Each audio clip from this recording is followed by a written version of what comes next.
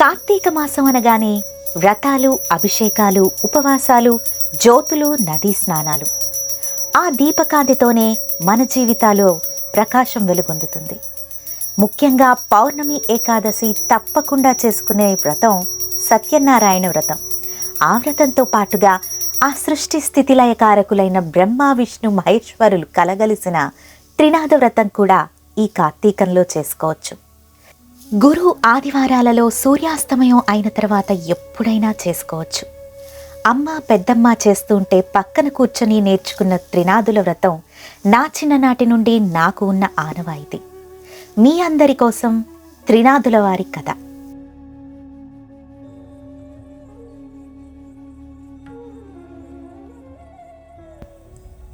త్రినాద వ్రతకల్పము. భక్తులారా, మనస్సును నిర్మలంగా ఉంచి వినండి. త్రినాదుల చరిత్రము మాటిమాటికి వినుటకు అమృతము వలె ఉండును. శ్రీపురము అనే గ్రామమందు మధుసూదనుడు అనే ఒక బ్రాహ్మణుడుండేవాడు. మిక్కిలి దరిద్రుడగుటచే భిక్షమెత్తుకుని జీవించెడివాడు. ఆ బ్రాహ్మణునకు ఒక కొడుకు జన్మించెను. తల్లిపాలు లేనందున పిల్లవాడు కృశించుచుండెను.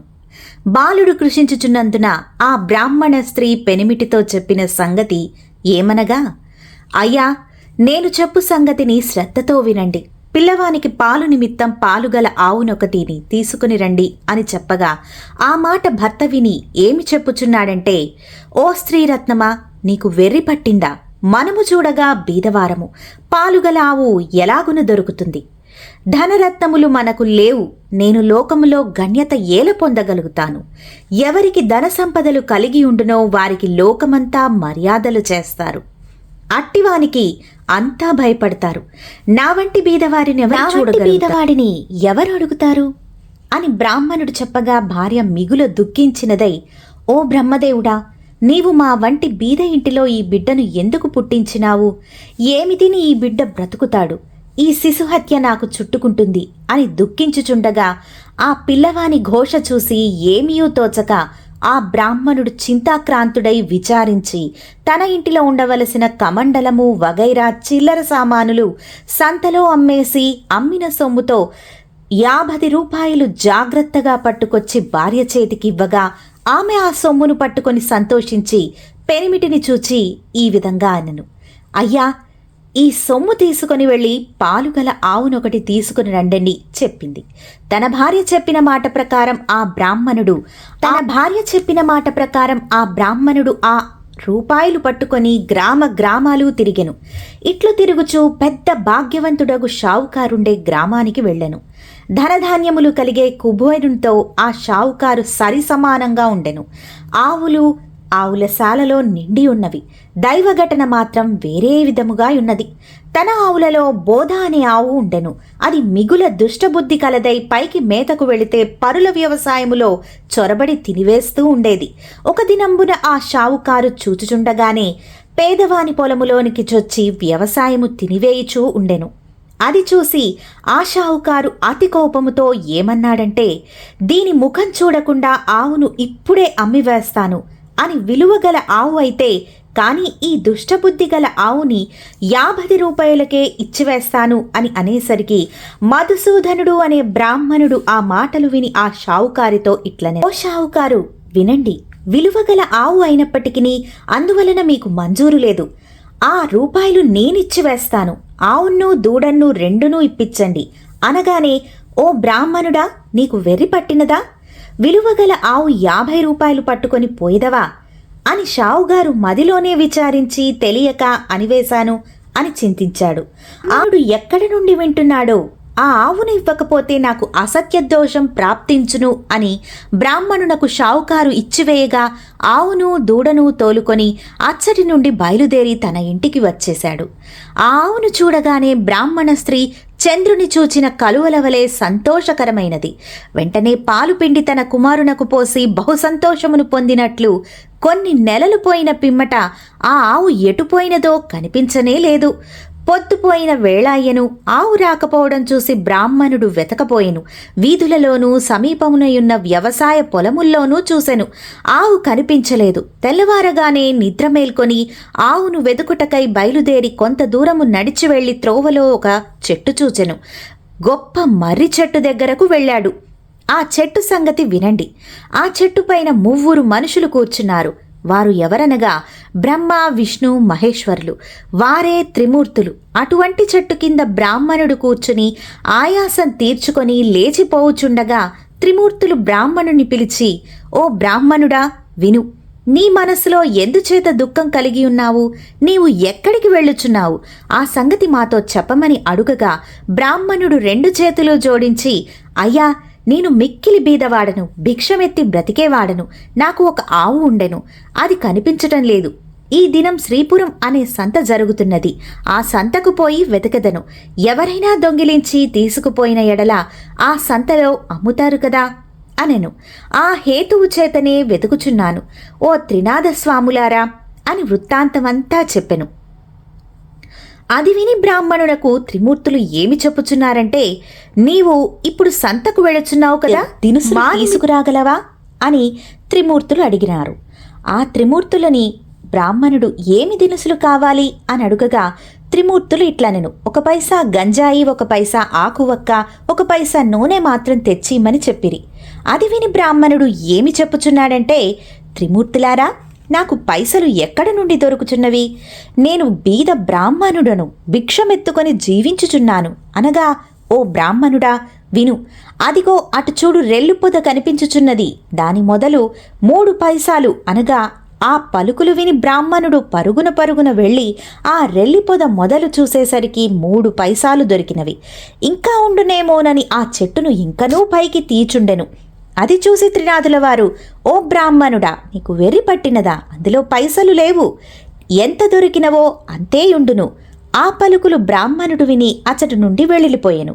కొంతవరకు వెళ్ళి తిరిగి వచ్చి ఆ చెట్టు కింద నిలిచి చేతులు జోడించెను. త్రినాథులు ఏమి చెప్పుచున్నారంటే, బ్రాహ్మణుడా, తిరిగి ఎందుకొచ్చినావు అని అడుగగా నీ గావంచాలో తెమ్మని త్రినాథులు చెప్పిరి.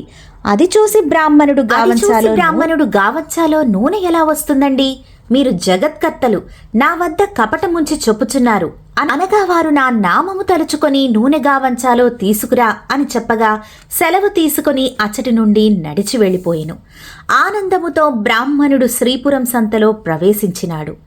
ఆవులుండే సంతకు వెళ్లి చూడగా తను ఆవు కనిపించనే లేదు.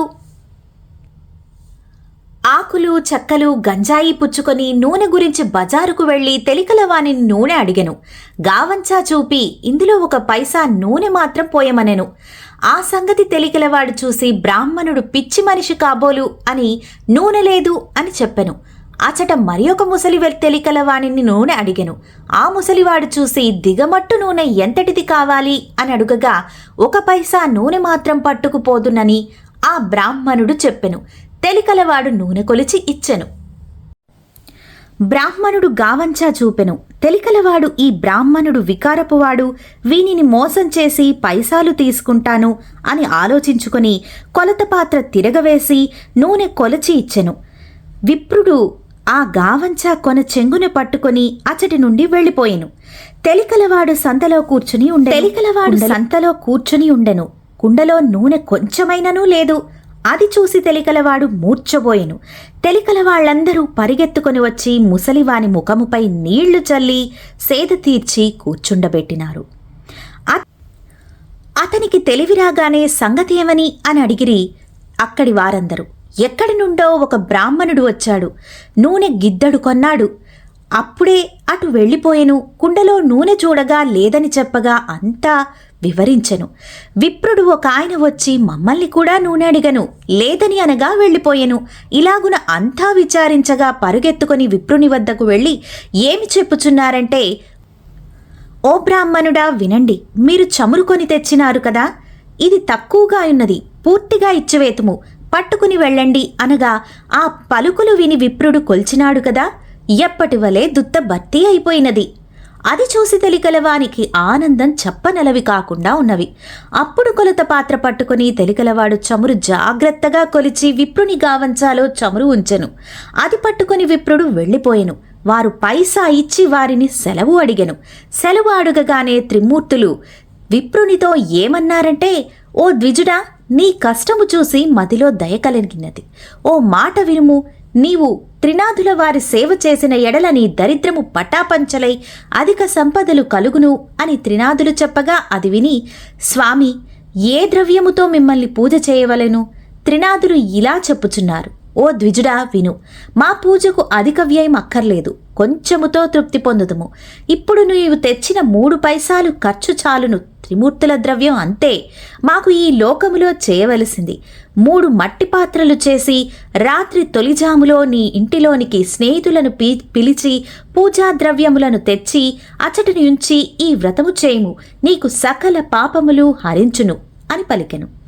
అది విని ద్విజుడు పూజ చేయుటకు ఉపక్రమించెను. చెట్టు మొదటనే పూజ ఆరంభించి గంజాయి ముందు తయారు చేసెను. అప్పుడు త్రిమూర్తులు సెలవు ఇచ్చినారు. నీవు ఆ గావంచా చెంగుచీరి వృత్తులు చేయమని చెప్పెను. అనగా ద్విజుడు చెప్పుచుండెను, నేను బీద బ్రాహ్మణుడను, భిక్షమెత్తుకొని దినము గడుపుకొని కుటుంబ పోషణ చేసుకొనవాడను. అన్న వస్త్రములకు కష్టపడుచున్నాను. దీపము ముట్టించుటకు అగ్ని లేదు. పైగావంచా ఒత్తులా ఉపవాసముతో ఎదురుచూచుచుండి ఏ బుద్ధితో చేస్తాను అని ఏవగించుకొని ద్విజుడు కూర్చునెను. అది చూసి త్రిమూర్తులు ఈ విధంగా చెప్పారు, ఓ ద్విజుడా, మదిలో కించపడకు. నీ ఆవు దూడ తప్పకుండా దొరుకుతాయి. నీ కుటుంబము సౌఖ్యముగా యుండును, వస్త్రములు కూడా దొరుకును అని త్రిమూర్తులు చెప్పినారు. అప్పుడు బ్రాహ్మణుడు చేతులు జోడించి, స్వాములారా, ఇటువంటి భాగ్యం నాకు ఎప్పుడు కలుగుతుందో 5 మేళాలు స్వాముల వారికి సమర్పిస్తాను. ఈ మాట సత్యమని చెప్పి గావంచా చింపి వత్తులు చేసి తిరిగి బ్రాహ్మణుడు ఈ విధంగా చెప్పెను, దీపమును వెలిగించుటకు అగ్ని లేదే అని. నేనేమి చేయుదను అనగా త్రిమూర్తులు ఈ విధముగా చెప్పినారు, ఓ బ్రాహ్మణుడా, నీ నేత్రములను మూసుకొనుము. అంతనా బ్రాహ్మణుడు నేత్రములు మూసుకొనగా అకస్మాత్తుగా దీపం వెలిగింది. అది చూసి బ్రాహ్మణుడు ఆనందించి స్వామికి మేళా సమర్పించెను.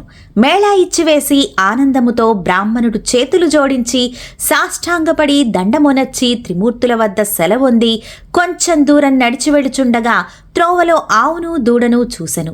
సంతోషించి త్రినాథుల వారు నా యందు దయ ఉంచి ఆవును దూడను తెచ్చి ఇచ్చినారు. వారి పూజ బాగుగా చేసి తిని అని భావించుకొని ఆవును దూడను తోలుకొని వెళ్లి ఇంటి వద్దకు చేరెను. చూడగా తన ఇంటిలో ధన సంపదలు సంపూర్ణమయ్యున్నవి. అది చూసి అధిక సంతోషం పొంది కడు శ్రద్ధతో పూజ అర్పించెను. చేయవలసిన కార్యక్రమము అందరికీ వివరంగా తెలియజేసెను. తన స్నేహితులను రప్పించి పూర్వము వలె మేళా సమర్పించెను. మేళా యొక్క క్రమము అందరికీ చెప్పగా అందరూ సంతోషించారు. ఆ రాజ్యంలోనున్న ప్రజలందరూ త్రినాథ పూజ చేసి దరిద్రులుగా ఉన్నవారు కూడా కోటికి సంపదలు గలవారయ్యారు. అందరి ఇండ్లయందు సుఖ సంతోషాలు నిండి ఉండెను. దానివల్ల షావుకార్లందరూ వ్యాపారాలు పడిపోయాయి. ఆ వ్యాపారులందరూ ఆ దేశపు రాజు దగ్గరకు వెళ్ళి మొరపెట్టుకున్నారు. రాజు వారిని చూసి అడిగిందేమనగా, మీరందరూ ఏల వచ్చినారు అని. అడుగగా, అయ్యా, మధుసూదనుడు అను బ్రాహ్మణుడు దరిద్రుడగుటచే భిక్షమెత్తుకొని ఉన్నాడు. శ్రీపురం వెళ్ళి వచ్చి త్రినాథమేళాను ఆచరించెను. త్రినాథులు ఏ దేవులో వారిని ఆ బ్రాహ్మణుడు పూజించెను. సకల సంపదలు అతనికి కలిగినవి. మన ఊరిలో ఉన్న రైతులు 50 మంది ఈ త్రినాథమేళా చేసి గుడ్డివారు కుంటివారు అందరూ కూడా మేళా చేసినారు. అందరూ మోక్షం పొందినారు. ధనధాన్యములు కలిగి కుబేరులతో సమానమైపోయారు. అందువలన మా వ్యాపారాలు పోయినవి. క్రయ విక్రయాలు ఎలాగు జరుగుతాయి అని చెప్పగా రాజు విని చాలా కోపము తెచ్చుకొని సకల జనులను పిలిపించి కోపములో ఈ విధంగా చెప్పెను, త్రినాథులు దేవతలా? ఏ దేవతలు? వారిని మీరు ఏల పూజించుచున్నారు? నేను చెప్పుచుంటుని వినండి. ఆ పూజ మీరు చేయకూడదు. అట్టి పూజ ఎవరు చేస్తారో వారు 500 రూపాయలు జరిమానా ఇవ్వడమే కాకుండా 6 మాసాలు ఖైదులో ఉండవలెను అని పలికెను. ఆ విధముగా శూల విధించి రాజుగారు తాకీదు ఇచ్చి ప్రజలందరినీ పంపించివేశను. ఈ సంగతి త్రినాథుల వారికి తెలిసి రాజుకు దండన విధించినారు. దాని ఫలితంగా రాజకుమారులు చనిపోయెను. రాజుగారి నగరంలో ఏడ్పు ఘోషగా వినిపిస్తోంది. ప్రజలు, రైతులు వగైరా జనులు విని రాజు వద్దకు పరిగెత్తినారు. రాజు దైవకృప తప్పడం వలన తన కుమారుడు చనిపోయినాడని అనుకుంటున్నారు. కుమారుని ముఖం చూసుకొని రాజు ఏడ్చుచుండెను. తల్లి బంధువులు మొదలగు వారంతా దుఃఖించుచున్నారు. ఆ కుమారుని శ్మశానమునకు తీసుకువెళ్లి దహనము చేయుటకు స్వర్ణభద్రా నదీ తీరమునందు ఆ శవాన్నుంచినారు. త్రినాథులకు దయ కలిగి ఈ రాజకుమారుని బ్రతికింతివేతుము అని మనకు పేరు ప్రఖ్యాతులు కలుగును కదా అని బాగా ఆలోచించి బ్రాహ్మణ రూపంలో ఆ స్థలమునకు త్రినాథుల వారు వచ్చినారు. రాజుగారి జన సమూహమును చూసి, మీరందరూ ఈ నదీ తీరమునకు ఎందుకు వచ్చినారు? ఏల విచారముగా కూర్చొని ఉన్నారు? ఈ పిల్లవాడు ఎందుకు పడుకున్నాడు? ఇతని శరీరంలో చలనం లేదు అని అడుగగా త్రిమూర్తులతో వారు ఈ విధంగా అన్నారు. మీతో ఏమి చెప్పగలం? ఈ రాజకుమారుడు చనిపోయెను అని చెప్పిరి త్రినాథులు. చెప్పుచున్నారు, ఈ చిన్నవాడు చనిపోలేదు. త్రినాథుల వారికి రాజు అపచారము చేసినందున ఈ చావు కలిగినది. ఇప్పుడు మీరందరూ త్రినాథులను భజించిన ఎడల ఈ బాలుడు లేర్చి కూర్చుండును. మేళా చేయుటకు రాజు ఒప్పుకొనుచో ఈ రాజపుత్రుడు బ్రతుకుతాడు అని చెప్పి త్రిమూర్తులు అదృశ్యులయ్యారు. త్రినాథస్వామి పేరు ఆ రాజు తనయుని చెవిలో చెప్పినాడు. 7 మేళాలు చేయుటకు ఒప్పుకొనగానే రాజు తనయుడు లేచి కూర్చునెను. అది చూసి అందరూ సంతోషమును పొందినారు. అప్పుడు త్రిమూర్తుల పేరును మాటిమాటికి స్మరించారు. అందరి నోటి నుండి వచ్చిన పలుకులు సముద్ర ఘోషవలే వినిపించుచున్నవి. అట్టి సమయంలో ఒక షావుకారు ఆ ఏరు మీదుగా ఒక ఓడను తీసుకుని వెళుచున్నాడు. ఓడ నడిపించుకొని స్వర్ణభద్రా తీరమున ప్రవేశించెను. ఘోష చేసిన స్థలమునకు బయలుదేరెను. వారిని చూసి, ఓ జనులారా, త్రినాథుల పేర్లు ఏమి మీరు స్మరించుచున్నారు కనుక వినుటకే శ్రద్ధగా ఉన్నది అనగా రాజుగారి మనుషులు ఈ విధంగా చెప్పుచున్నారు. ఓ వర్తకుడా, బ్రహ్మ విష్ణు మహేశ్వరులు అనేవారు త్రినాథ స్వాములు. అటువంటి ప్రభువులను మా రాజు మరిచినందున అపరాధుడు అయినాడు. ఇతడు రాజుగారి కుమారుడు. అపరాధము వలన చనిపోయిన ఇతనిని మేము తీసుకుని వచ్చి అగ్ని సంస్కారం చేయుటకు కూర్చుని ఉంటిమి. అది చూసి ప్రభువుల వారికి దయ కలిగెను. వచ్చి వీనిని బ్రతికించెను. అందుకు 7 మేళాలు చేయుటకు ఒప్పుకొన్నారు. వెంటనే రాజకుమారుల వారు బ్రతికి కూర్చునెను. ఈలాగున చెప్పుకు చావుకారు మదిలో సంతోషించి, అటువంటి ప్రభువు ఎక్కడయుండునో చనిపోయిన రాజకుమారుని బ్రతికించినెను. నా 7 ఓడలు ఒడ్డున ఉన్నవి. నేను ఆ ఓడపై వెళ్ళి వస్తాను. ఇంటికి సుఖముగా చేరుకుంటాను. నాకే కష్టము లేకపోయినట్లయినా ప్రభువుల వారికి 7 మేళాలు ఇస్తాను అని ఇట్లు మనసులో సంకల్పించి ఓడపై కూర్చొని నడిపించుకొని వెళ్ళిపోయెను. పై దేశములు వెళ్ళి అచట గొప్ప లాభములు పొంది తిరిగి వచ్చి ఓడను నది ఒడ్డున లంగరు వేయించి ఇంటికి వెళ్ళినాడు. తన నౌకర్లందరూ ఓడలోని ధనమును పోసుకొని ఇంటికి వెళ్ళినారు. ధనమును ఇంటిలో వేసుకొని ప్రభువుల వారికి మేళాలు మరిచెను. అందులకు ప్రభువుల వారికి కోపము కలిగి దండన చేసినారు. ఓడ నీటిలో మునిగిపోయినది. నౌకర్లు ఓడలోని వారందరూ మునిగిపోయినారు.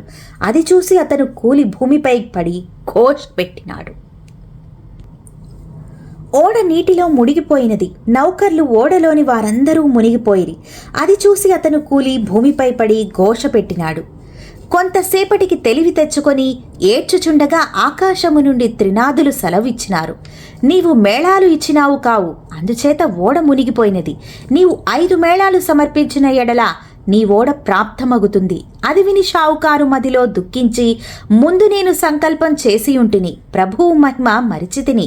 ఇప్పుడు త్రినాథ స్వామికి మేళాలు అర్పిస్తాను అని మదిలో నిశ్చయించి మేళాకు కావలసిన సామాగ్రి తెప్పించి స్నేహితులను రప్పించి ప్రభువుల వారికి మేళా సమర్పించి ప్రార్థించెను. నీటిలో మునిగిపోయిన ఓడ వెంటనే తేలినది. ఇది చూసి పట్టలేని సంతోషం పొందెను. పరిచారికలు నౌకర్లు ఓడలోని ధనమును తీసుకుని పోయిరి. ధనము మోయించి షావుకారు ఇంటిలో ప్రవేశించెను. గంజాయి ఆకులు చెక్కలు అంతయు స్వామివారికి మేళా సమర్పించి సాష్టాంగ దండ ప్రణామంబు చేసినారు. రాజ్యమంతయు ప్రకటన పంపినారు. మేళాలు చూచుటకు అందరూ వస్తున్నారు. ఇట్టి స్థితిలో త్రోవన పోయే వారిని చూసి, ఓ రన్నా, మీరెవరు? మీ పేరేమిటి? మీరెక్కడికి వెళుతున్నారు అనెను. అది విన్న గుడ్డివాడు, నాకు కనులు కానరావు, మీరంతా నేత్రములతో చూచుతురు, నేను దేనితో చూడగలను అని చెప్పెను. వారంతా కలిసి మేళా దగ్గరకు ప్రవేశించినారు. అటుల భజన చేయుచుండగా కొంచెము కనిపించెను. అతడు గుడ్డివాడు. కొంచెము దూరం పోయెను.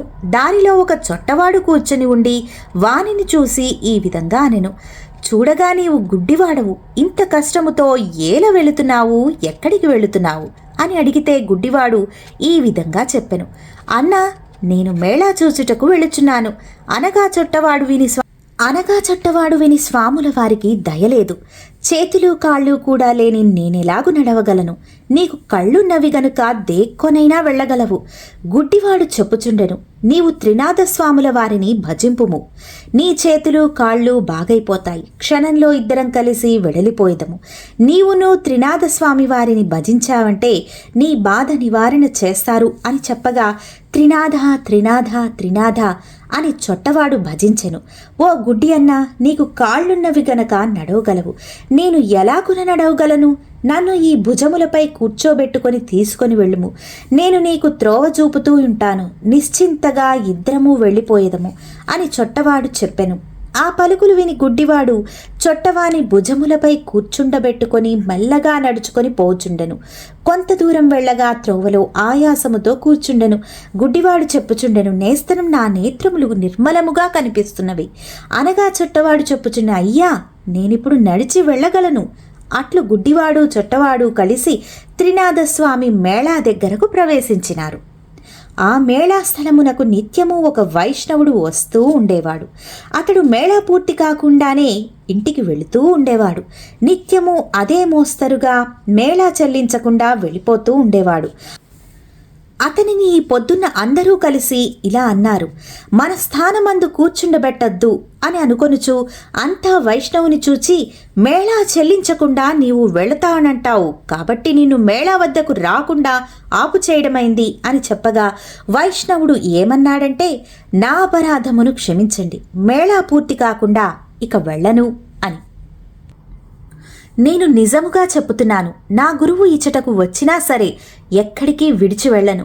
నేను దైవయోగమున ఆ దినము ఆ గురువు వైష్ణవునికి ఇంటికి వచ్చెను. వైష్ణవుడు ఎక్కడికి వెళ్ళెను? ఈ పొద్దు అతడు కనిపించనేలేదు అని శిష్యుని గురించి అడిగెను. వాని తల్లి చెప్పుచున్నది ఈ విధముగా, నా కుమారుడు మేళాకు వెళ్ళినాడు అని చెప్పగా గురువు ఆ మేళా ఎవరిది అని అడిగెను. అందులకామె అది త్రినాథ మేళా అని చెప్పెను. ఆ మాటలు విని గురువు అక్కడికి వెళ్ళి చూడగా అంతా త్రినాథుల స్వామి వారికి శ్రద్ధతో పూజ చేయుచున్నారు. అది చూసి గురువునకు కోపం వచ్చి బాగా తిట్టి మేళా స్థలమును సామాగ్రిని తన్నివేశను. తరువాత వైష్ణవునిపై కోప్పడి బరబరా లాక్కొనిపోయెను. కొంత దూరం వెళ్లేసరికి బోరున వర్షం కురిసింది. కటిక చీకటి కావడం వలన నడిచే త్రోవ కనిపించలేదు. గురు శిష్యులు చెల్లాచెదురై ఎలాగైతే గురువుగారింటికి చేరుకున్నారు. గురువు ఇంటిలో చూడగా తన తల్లి ద్వారము వద్ద కూర్చుని ఏడ్చుచున్నది. ఆశ్చర్యపడి చూడగా భార్యను కుమారుడున్నో చచ్చిపడి ఉన్నారు. అది చూసి గురువు మూర్ఛపోయెను. శిష్యులు పట్టుకొని కూర్చుండబెట్టి ముఖముపై నీళ్లు చల్లి, అయ్యా, తమరు త్రినాథస్వామి అపరాధులు, త్రినాథ మేళా పాడు చేసినారు. అందులకు ప్రతిఫలము మీరు నిష్ఠతో స్వామివారి మేళా చేసిన ఎడల మీ భార్యా కుమారులు బ్రతుకుతారు అని శిష్యుడు చెప్పగా గురువు ఆ మాటలు విని 5 మేళాలు ఇచ్చుటకు ఒప్పుకొనెను. అంతలో భార్యా కుమారులు లేచి కూర్చున్నారు. త్రినాథ మేళా భగ్నము చేసినందుకు తగు శిక్ష జరిగింది.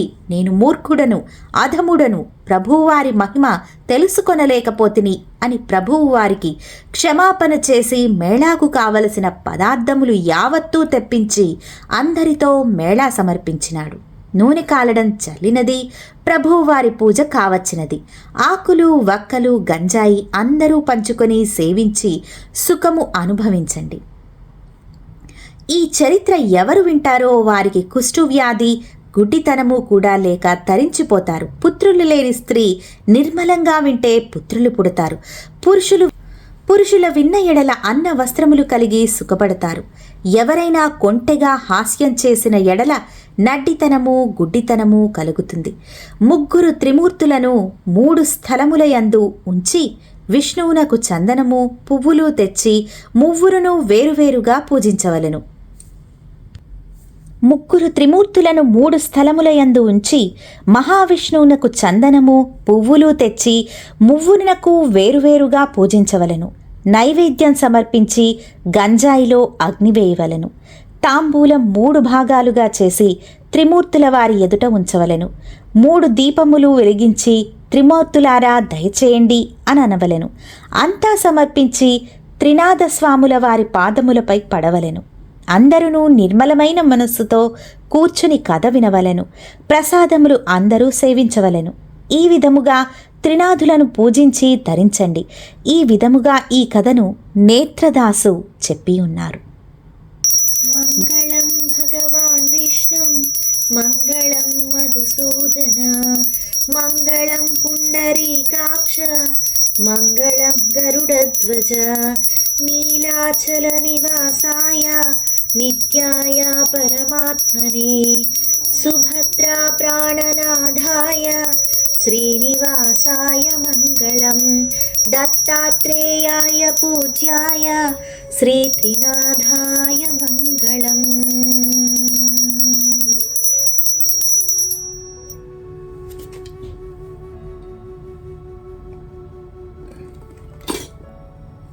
త్రినాథ